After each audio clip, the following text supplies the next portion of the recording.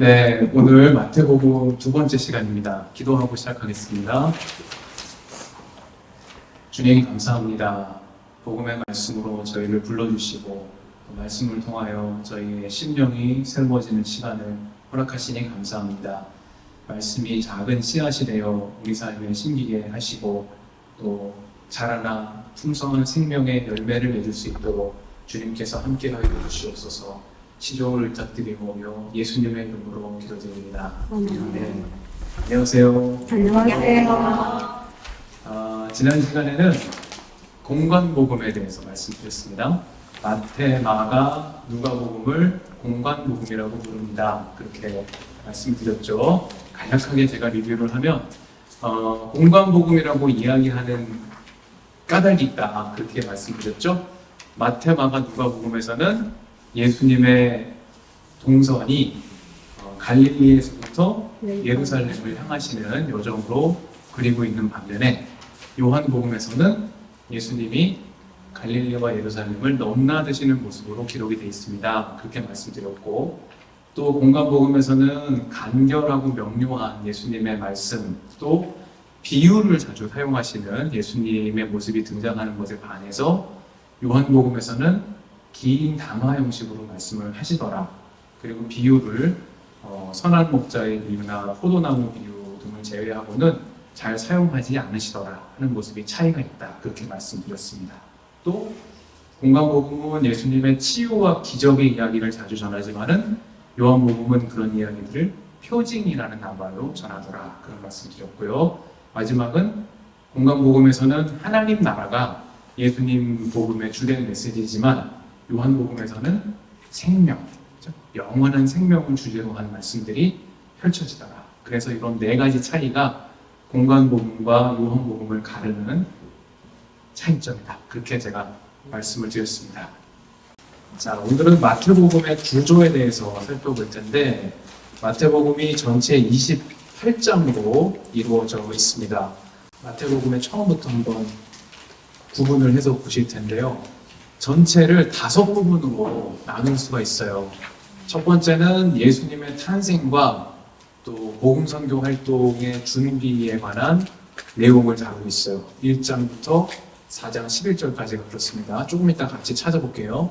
그 다음에는 이제 예수님의 갈릴리 복음선교 활동에 대해서 4장부터 16장에 걸쳐서 다루고 있고, 그리고 예루살렘을 향한 여정을 또 16장에서 20장에 걸쳐서 그리고 있습니다. 또 예루살렘에서 하신 말씀들, 또 어리신 일들을 전하고 있고요. 21장에서 25장까지는, 마지막은 26장에서 28장까지는 예수님의 죽음과 부활에 대해서 나누고 있다라는 겁니다. 자, 지난 시간에 예수님을 모세와 잇대어서, 모세와 비교해서 마태복음이 전합니다 라고 제가 말씀을 드렸는데, 마태복음의 구조 속에도 그런 목적이 담겨 있어요. 가만히 보시면 마태복음이 몇 부분으로 구성이 되어 있죠? 5개의 부분으로 구성이 되어 있죠. 우리가 5개 하면 5 하면 뭐가 떠오르세요? 오경이 떠오르시죠. 그러니까 창세기, 출애굽기, 레위기, 민수기, 신명기, 모세 오경에 버금가는 모세의 율법을 완성하신 분이 예수님이시다라는 메시지를 이 마태복음의 기록자가 이런 구성을 통해서도 전달하고자 한다라는 말씀을 제가 한번 짚고 넘어가도록 하겠습니다. 이게 이제 또 한번 반복이 돼요. 자, 첫 번째 보시면 1장 1절에서 4장 11절까지의 말씀이에요. 자, 예수님의 계보에 대해서 1장 1절에 나오는데, 아브라함의 자손이요, 그죠? 다윗의 자손인 예수 그리스도의 계보는 이러하다. 이렇게 마태복음 1장 1장이 시작합니다. 그렇게 말씀드리면서 제가 누가복음에서는 예수님의 족보가 아담에게까지 거슬러 올라가는 반면에 마태복음은 아브라함의 자손이라는 것에서부터 시작을 한다. 그만큼 유대인들이 자신들의 기원으로 삼고 있는 아브라함과 예수님의 연속성이 이 책에서는 중요한 그 주제다. 그렇게 말씀드립니다. 자, 그래서 예수님이 탄생하시고 또 쭉 지나가면서 보세요. 동방박사들의 경배를 받으신 이야기, 또 이집트로 피신하신 이야기, 이집트에서 돌아오신 이야기, 이런 것들이 서론에 해당하는 그 1장부터 4장 11절까지 배치가 되어 있습니다. 이집트로 피난하셨다가 이집트에서 돌아오셨다라는 이야기도 모세의 애국 종생활 그리고 출애굽 공동체의 그 출애굽 역사를 떠올리게 만드는 그런 내용들이라고 할 수 있죠. 그래서 이런 내용들이 이제 이어지고 예수님이 세례를 받으시고 광야에서 악마에게 시험을 받으시는 이야기까지가 마태복음의 서론에 해당합니다. 예수님이 시험을 받으신 기간도 며칠이죠? 40일 동안, 그죠? 광야 생활 40년을 떠오르게 하는 예수님의 40일 동안의 광야에서의 시험이 마태복음에 나와 있습니다. 자, 그렇게 서론을 맺고 그 다음에 이제 본격적으로 예수님의 활동에 대한 이야기가 펼쳐집니다. 4장 12절부터예요. 4장 12절부터 16장 12절까지인데 4장 12절을 한번 제가 읽어보면 예수께서 요한이 잡혔다고 하는 말을 들으시고 갈릴리로 돌아가셨다 했습니다. 그래서 갈릴리로 가셔서 거기서 벌이신 일들, 예수님의 말씀과 행적이 기록된 책이 바로 마태복음 4장에서 16장까지의 이야기입니다. 자, 이 책에 여러 가지 이야기들이 등장하지만 마태복음에서 갈릴리 복음선교 활동의 주된 내용은 하늘나라에 대한 복음을 전하신 거예요. 하늘나라. 자, 누가복음에서는 하나님 나라 그랬어요. 마실레이아 투 데오 그랬습니다. 근데 같은 말을 마태복음에서는 하나님이라는 그 표현 대신에 그 마실레이아 톤 우라논, 그래서 하늘나라, 천국이라고 표현하고 있어요. 하늘나라라고 부르든지 하나님 나라라고 부르든지 간에 이 표현이 가지고 있는 의미가 있죠. 주기도문 할 때도 공부하셨습니다만은 하나님 나라, 하늘나라, 그러면 그것은 국가나 어떤 특정한 장소를 의미하는 것이 아니고 하나님의 통치가 이루어지는 세계의 전망을 그리고 있다. 그렇게 말씀드렸어요. 하나님의 통치가 이루어지면 세상이 어떻게 변할 것인지에 관한 생각, 그런 전망이 담겨있는 말이 바로 하나님 나라, 하늘나라다라는 겁니다. 자, 그래서 이 갈릴리 선교에서는 이 예수님의 하나님 나라, 그죠? 하늘나라에 대한 복음이 주된 내용을 이루고 있다. 그런 말씀 드려요. 그 가운데서도 이제 핵심이라고 할 수 있는 건 바로 마태복음 5장의 산상설교, 그죠? 예수님의 산상수훈이죠. 이 말씀을 이제 하시고 예수님이 산에서 여러 가지 이제 제자들에게 말씀을 하신 내용이 여기 기록되어 있잖아요.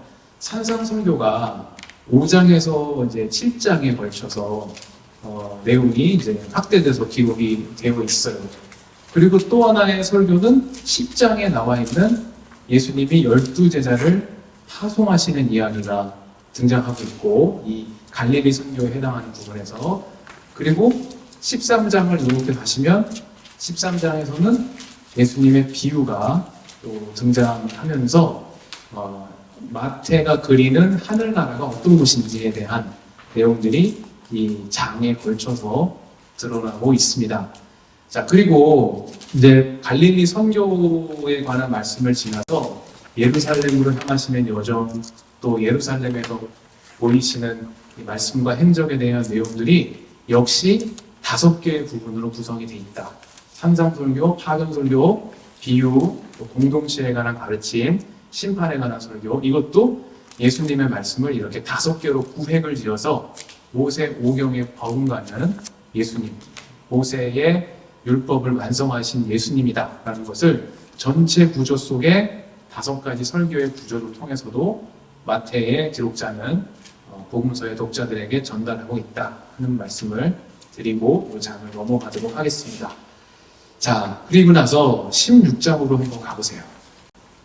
예수님이 갈릴리에서의 선교 활동을 마치시고 예루살렘으로 향하시는 그 길에 대한 여정이 시작되는 것이 16장 13절부터 20장 34절까지의 이야기입니다. 예루살렘을 향한 예수님의 여정의 출발은요, 베드로의 고백을 통해서 열리게 돼요. 16장 13절 있는 내용을 제가 한번 읽어보겠습니다. 예수께서 빌립보의 가이사랴 지방에 이르러서 제자들에게 물으셨다. 사람들이 인자를 누구라고 하느냐? 계속해서 읽겠습니다. 제자들이 대답하였다. 세례자 요한이라고 하는 사람들도 있고 엘리야라고 하는 사람들도 있고 예레미야나 예언자들 가운데서 한 분이라고 하는 사람들도 있습니다. 예수께서 그들에게 물으셨다. 그러면 너희는 나를 누구라고 하느냐? 시몬 베드로가 대답하였다. 선생님은 살아계신 하나님의 아들 그리스도이십니다. 자, 베드로가 빌립보가 통치하는 가이사랴 지방에서 지금 예수님에 대해서 뭐라고 이야기를 하고 있냐? 살아계신 하나님의 아들이시고 그리스도이십니다. 이렇게 고백하고 있어요. 그래서 이 고백을 시작으로 예수님이 갈릴리를 떠나셔서 예루살렘을 향해 가시는 여정이 시작됩니다. 이 베드로의 고백 이후에 예수님이 당신께서 당하실 순환에 대해서 말씀하시고 그 길을 향해서 나서시게 돼요. 나중에 누가복음을 공부할 때 이 부분을 제가 다시 한번 살펴볼 텐데 예수님이 갈릴리의 여정을 마치시고 그 예루살렘을 향해 가실 때 마음을 굳히시고 떠납니다. 거기로 가실 때 마음을 굳히시고 그 예수님이 당신의 길에 나서시게 돼요. 그러면서 예루살렘으로 향하시는 길에 만나는 많은 시련과 유혹을 이겨내실 수 있는 힘을 갖게 됩니다. 나중에 보겠지만 한번 지금 보실까요? 누가복음 9장 51절이에요. 누가복음 9장 51절. 자, 여기 보시면은 여기서 예수님이 또 이동을 하시는데 예수께서 하늘에 올라가실 날이 다 되었다. 그래서 예수께서는 예루살렘에 가시기로 마음을 굳히시고, 그죠? 그리고 심부름분들을 앞서 보내셨다. 그러면서 이제 예루살렘에 가시기로 마음을 굳히셨는데 마음을 굳히시자마자 만난 일이 뭐냐 하면은 사마리아 사람의 마을에 들어가려고 하시다가 거기에서 배척당하신 이야기가 등장해요. 그래서 예수님이 이 사마리아 사람들에게도 배척을 당하시는 이런 어떻게 보면 인간적으로는 굉장히 유대인들이 무시하던 사람들이었는데 이런 사마리아 사람들에게까지 무시를 당하는 배척을 당하시는 그런 일들이 일어나지만 예수님은 여기 야고보와 요한처럼 분노하지 않으시고 오히려 분노하는 제자들을 꾸짖으시고 당신의 길을 가시게 됩니다. 그래서 마음을 굳히시고 예루살렘으로 나서시는 예수님의 모습이 누가복음에도 기록되어 있고 오늘 우리 이 예루살렘을 향한 여정에는 베드로의 그 고백 위에서 여정이 펼쳐지신다라는 말씀입니다. 자, 그리고 나서 이제 예루살렘으로 가시는 길에 대한 이야기가 쭉 기술이 되어 있고요. 21장으로 한번 가보시겠습니다. 21장에서는 예수님께서 드디어 예루살렘에 입성하시는 거예요. 그 안에 이제 펼쳐진 내용들을 제가 다 살펴볼 수 없고 나중에 강의를 통해서 볼 기회가 있겠습니다만은 어쨌든 예수님이 그 과정을 다 거치셔서 예루살렘에 입성을 하셨어요. 그리고 이때 예루살렘에 입성하셔서 예수님이 하신 말씀 중에 굉장히 또 중요한 이야기가 23장에 기록이 되어 있습니다. 23장에는 예수님이 율법학자와 바리새파 사람들을 꾸짖으신 이야기가 담겨 있어요. 이 이야기를 통해서 마태복음의 기록자는 어떤 메시지를 전달하려고 했을까요? 당대의 유대교의 한계, 그리고 그 유대교의 율법의 정신을 훼손하고 제대로 계승하지 못하는 당대의 타락한 어떤 종교 지도자들의 모습, 이런 것들을 고발하면서 예수님을 통한 사랑의 완성, 즉 율법의 완성이신 예수님의 모습을 전하려고 했다. 이렇게 생각을 해볼 수가 있어요. 그러니까 마태가 중요하게 생각하는 덕목들이 23장에 보면 담겨 있습니다. 첫 번째는 3절의 내용을 한번 보세요. 율법학자들과 바리새파 사람들은 모세 자리에 앉은 사람들이다. 그렇게 이야기하시면서 3절에서 뭐라고 얘기하시냐? 그들이 너희에게 말하는 것은 무엇이든지 다 행하고 지켜라. 그러나 그들의 행실은 따르지 말아라. 그들은 말만 하고 행하지는 않는다. 그랬습니다. 자, 이런 말을 통해서 예수님은 당대의 유대교가 남에게 가르치는 바를 스스로 실천하지 않는 그런 모습을 제자들에게 이야기하고 계셔요. 또 그 다음에 4절에 보시면 그들은 지기 힘든 무거운 짐을 묶어서 남의 어깨에 지우지만 자기들은 그 짐을 나르는 데에 손가락 하나도 까딱하려고 하지 않는다. 그랬습니다. 그러니까 이런 이야기를 듣는 사람들의 마음은 어땠을까요? 맞아 그랬을 거예요. 맞아 이러면서 자기들이 알고 있는 어떤 사람들을 떠올렸겠죠. 아 맞아 그 사람은 손가락 하나 까딱 안 하면서 우리한테 무거운 짐만 지우려고 해. 제 얼굴을 떠올리시면 안 돼요. 그렇게 생각을 했을 거예요. 자, 그래서 예수님에게는 이런 다른 이에게 짐을 지우기보다 스스로 그 짐을 짊어지고 하나님의 뜻을 행하는 그런 어떤 모습이 더 중요했다는 거죠. 그 다음에 5절에서 7절 보시면 그들이 하는 모든 일은 사람들에게 보이려고 하는 것이다. 그들은 경문과 악을 크게 만들어서 차고 다니고 옷수를 길게 늘어뜨린다. 그리고 잔치에서는 윗자리에, 회당에서는 높은 자리에 앉기를 좋아하며 장터에서는 인사받기와 사람들에게 납비라고 불리기를 좋아한다. 그렇게 말씀하셨어요. 지금 이 내용은 뭐냐면 당대의 종교 지도자들에 대해서 사람들이 공감할 만한 내용을 예수님이 쭉 말씀을 하고 계시는 겁니다. 이런 걸 통해서 전달하시고자 하는 말씀은 뭐냐? 신앙생활이라는 거는 자기를 높이는 수단이 되어서는 안 되는구나. 오히려 하나님 앞에 자기를 낮추는 그런 겸손한 삶의 태도를 익혀야 하는구나 라는 것을 전하고 있어요. 또 그런 맥락에서 8절에서 12절까지 이야기가 지속이 되죠. 지도자라는 호칭을 듣지 말아라. 10절 너희 지도자는 그리스도 한 분뿐이시다. 그러면서 으뜸가는 사람은 너희를 섬기는 사람이 되어야 한다. 자기를 높이는 사람은 낮아지고 자기를 낮추는 사람은 높아질 것이다. 그렇게 예수님이 말씀하고 계세요. 하나님의 뜻을 행하는 율법의 뜻을 잘 계승하는 사람의 모습은 어떤 모습이냐? 예수님의 23장 설교의 말씀처럼 이렇게 남에게 가르치는 바를 행하고 또 다른 이에게 짐을 지우지 않고 스스로 자비를 베풀고 또 종교 생활이라는 것을 자기의 높임을 받는 수단으로 삼지 않고 오히려 다른 사람을 섬기기 위한 그 본래의 모습에 충실한 것, 이런 것들이 유대교의 모습을 극복하고 완성하신 예수님의 모습이다라는 것을 전달하고 있습니다. 마지막은요, 26장에서 28장까지의 말씀이에요. 여기에 보시면은 이제 예수님이 십자가 죽음을 앞두시고 보여주신 여러 가지 모습들이 나오고 있습니다. 그리고 예수님의 죽음과 함께 열리게 된 새로운 어떤 시대에 관한 전망이 담겨 있고, 또 예수님의 순환에 있어서 순환을 둘러싼 그 제자들이 보여준 여러 모습들을 여기에 전달하고 있죠. 그래서 좋은 본보기가 있고 안 좋은 본보기가 있는데 우리 말씀을 듣는 사람들로 하여금 어떤 길을 선택해야 할지를 복음서가 전하고 있습니다.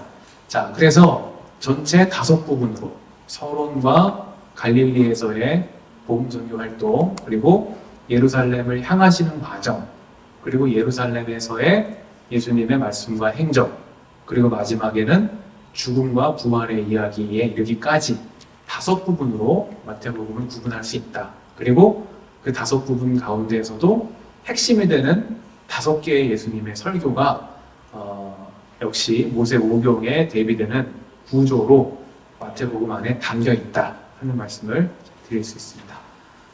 끝으로 마태복음이 그 중요한 변화들을 일으키는 장소가 있어요. 여러분, 모세가 하나님을 만나고 율법을 받고 다 어디서 일어나죠? 산에서 일어나잖아요. 그죠? 신의 산에서 일어나고, 그래서 예수님이 어떤 제자들을 만나시고 제자들의 삶을 변화시키는 그런 모습들도 마태복음에서 어디에서 일어납니까? 산 위에서 일어납니다. 그래서 마태복음 5장의 산상수훈, 또 예수님의 변화산, 변모, 이런 모습들도 다 이런 일상적인 공간이 아닌 산 위에서 일어나고 있는 변화로 등장하고 있다. 이런 모습들도 독자들로 하여금 철저하게 모세를 떠올리게 만드는 거예요. 마태복음의 목적은 정말 분명한 거예요. 예수님을 이스라엘 역사에 연결하고 좀 율법의 완성자이신 예수님을 신앙 공동체에 제안하려는 그런 목적이 있다라는 겁니다. 자, 마지막은 임마누엘의 하나님이에요. 마태복음은 처음과 끝에 항상 함께 하시는 임마누엘의 하나님에 대한 모습을 예수님을 통해서 제시하고 있어요. 1장 23절 한번 보시겠어요? 1장 23절을